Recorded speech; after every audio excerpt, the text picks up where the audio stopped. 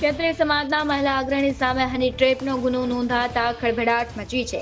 ક્ષત્રિય મહિલા અગ્રણી પદ્મિની બાવાળા અને તેમના દીકરા સહિત 5 લોકો વિરુદ્ધ હની ટ્રેપનો ગોંડલ બી ડિવિઝન પોલીસ સ્ટેશનમાં ગુનો નોંધાયો છે. ત્યારે પદ્મિની બાવાળા અને તેમના દીકરા સહિત 5 શખ્સો વિરુદ્ધ હની ટ્રેપનો ગુનો દાખલ થયો છે.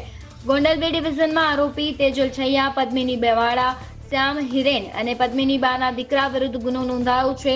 ગોંડલમાં રહેતા રમેશ અમરેલિયાને પ્રેમજાળમાં ફસાવી ₹8 લાખની માંગ કરાઈ હતી. સમગ્ર મામલે પદ્મિની બાએ શું ખુલાસા કર્યા સાંભળો.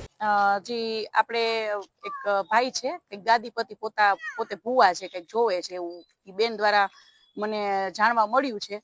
ઈ બેન રાજકોટ રહેતા હતા અને સત્ય સમર્પણ ન્યૂઝ દ્વારા મને બોલાવવામાં આવી. બરાબર, ઈ બેન ત્યાં ગયા હતા. ઈ બેન કઈક એના ન્યાય માટે અને એક એના પરિવારનું એ બધું કરવા અને આ ભાઈનું પણ બધું કહેવા ગયા હતા અને ઈ ન્યૂઝ મારફતે મને બોલાવવામાં આવી. પછી હું ત્યાં ગઈ, પછી બેનની મેં રજૂઆત સાંભળી. મેં બેનને એવું કીધું, મેં કીધું બેન બે પાસા મારે સાંભળવા પડે. એટલે મેં કીધું ઈ ભાઈ છે એને પણ મારે સાંભળવા પડશે. તો એક સમાજની આગેવાન તરીકે મેં તો આવા કેટલા બેનો દીકરીઓના પ્રશ્નો સોલ્વ કર્યા છે, ઘરે જઈને સોલ્વ કર્યા છે અને મારી આખી ટીમે છે અને મારી પાસે પ્રૂફ પુરાવા છે. તો ઘરે અમે શું કામ ન જઈ શકીએ? ઘરે અમે શાંતિથી અમે વાતાવરણ અને જો થોડોક ઠપકો આપી અમે અને થોડું કહીએ ખરા. તો અમારું એક એવું હતું, ઈ ભાઈને ફોન કર્યો, ભાઈએ ના આવ્યા. ભાઈ એમ કીધું હું નહીં આવું, આપ લોકો અહીંયા આવો. બરાબર, અમે અહીંયા આવ્યા, ગોંડલ આવ્યા. તો ભાઈ એવું કીધું કે આપણે આપણા ઘરે બેસીને વાત કરીએ. મેં કીધું ઓકે, કઈ વાંધો નહીં. ભાઈને અમે બધું દેખાડ્યું. મેં કીધું ભાઈ આ શું છે, તમે શું જોવો છો, મારે જોવડાવવું છે. અને અમારું એક પેલો તો એવું જ હતું કે ઈ ભાઈને અમારે ખુલ્લા પાડવા હતા કે કોઈ પણ જોવડાવવા જાય અને આવા બેનો દીકરીઓને ખોટા સકંજામાં લઈ અને શોષણ ન કરે. બરાબર, અને ઈ ભાઈની પૂરેપૂરી તૈયારી હતી આ બેનનું શોષણ કરવાની. એટલે અમે એને ખુલ્લા પાડવાના હતા. એટલે મેં એનું સાંભળ્યું. પછી ભાઈ માફી માંગવા માંડ્યા, એના દીકરી માફી બધા અમારી પાસે કેટલી બધી માફી માંગી અને કે બેન જાતું કરી દો, એના દીકરીને કંઈક સિઝરિયન છે. એ રોવા માંડ્યા બહુ અને ભાઈએ કેટલી વખત માફી માંગી કે 100 વખત મારી હવે કોઈ દિવસ કઈ ભૂલ થશે નહીં. એટલે અમે એની ઉપર વિશ્વાસ કરી ગયા. છતાંય મને એક એવું થયું કે અમે અહીંયાથી નીકળશું એટલે અમારી ઉપર કાંઈ પણ એક્શન લેવાય ખોટી આ લોકો. એટલે અમે એમને એમ કીધું કે ભાઈ આપ ન્યૂઝમાં આપની માફી પત્ર એક અમને આપી દો, અમારે કઈ વાયરલ પણ નથી કર્યું, પણ બીજી વાર આવું કોઈ બેન દીકરીઓ સાથે આપ કરતા નહીં. બસ આટલી જ વાત હતી. એમાં એટલું બધું ચગાવ્યું અને અમારા જેવા આગેવાન જે બેનો દીકરીઓને ન્યાય દેતા હોય એની ઉપર એફઆઈઆર કરી એ તો કરી, પણ ફક્ત મારા ભેગા ખાલી 2-3 દીકરા વાવ્યા હતા. ખાસ કરીને મારા દીકરા તો મારી સાથે જ હોય છે. તો મારા દીકરા માથે શેની ભાઈ એફઆઈઆર? મારા દીકરા અહીંયા આખું અમારી પાસે ફૂટેજ છે.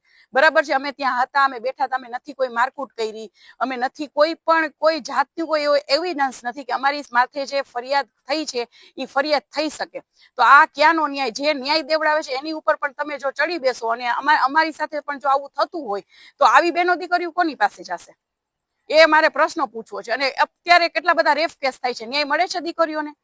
બરાબર, મને એવું કહેવામાં આવ્યું કે તમે તો મેં કીધું ભાઈ હવે અમારે ગુના કરવા છે તો બીજું તો શું કરીએ? અમે ઘરે ગયા, એ અમારી ભૂલ તો કેવી રીતના ભૂલ? અમે કઈ અહીંયા જઈને બીજી તમે આજુબાજુ વાળાને પૂછી લ્યો, પ્રેમથી નીકળ્યા છીએ, પ્રેમથી ગયા છીએ, તો અમારો કયો ગુનો? હું એક સામાજિક આગેવાન તરીકે હું કોઈના ઘરે ન જઈ શકું? શાંતિથી વાત ચર્ચા ન કરી? અમે કેટલા બધા સમાધાન કરાવેલા છે. એટલે ખોટી રીતે અમારી પાસે મારી માથે ફરિયાદ થયેલી છે. તો આ હવે મારે કોની પાસે ન્યાય લેવા જવાનો? તો હાલમાં જે કહેવામાં આવે છે કે તમે કંઈક પૈસાની માંગણી કરી, શું હકીકત શું છે? જી, પૈસાની માંગણી 100% છે જે કરી નથી. બરાબર છે, તો એ લોકો પાસે એવિડન્સ તો હશે ને, કેમ કે એ લોકોનો ફોન ચાલુ હતો અને મેં કીધું હતું કે તમારા ફોન ચાલુ રાખો, અમારા ફોને ચાલુ રાખી. તો એ લોકોને કયો પ્રૂફ પુરાવા આવે? એક શબ્દ પણ એક રૂપિયાનો નીકળો હોય, કોઈ પણ એક શબ્દ એવો નીકળો હોય, કોઈ પણ એની પાસે એવા એવિડન્સ હોય તો એ લોકોને કયો મીડિયા સામે આવે અને મીડિયા સામે બધી રજૂઆત કરે અને પ્રૂફ પુરાવા આપે કે અમે કોઈ પણ એક રૂપિયાની પણ માંગણી કરી. પણ આની પાછળ બીજા કોઈ તત્વો કામ કરી રહ્યા છે.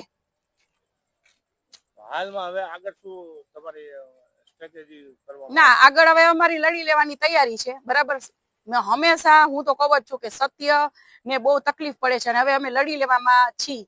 જે પણ સત્ય હશે યાદ નહીં તો કાલ બારે આવશે. અમે નિર્દોષ છીએ, બેન નિર્દોષ છે.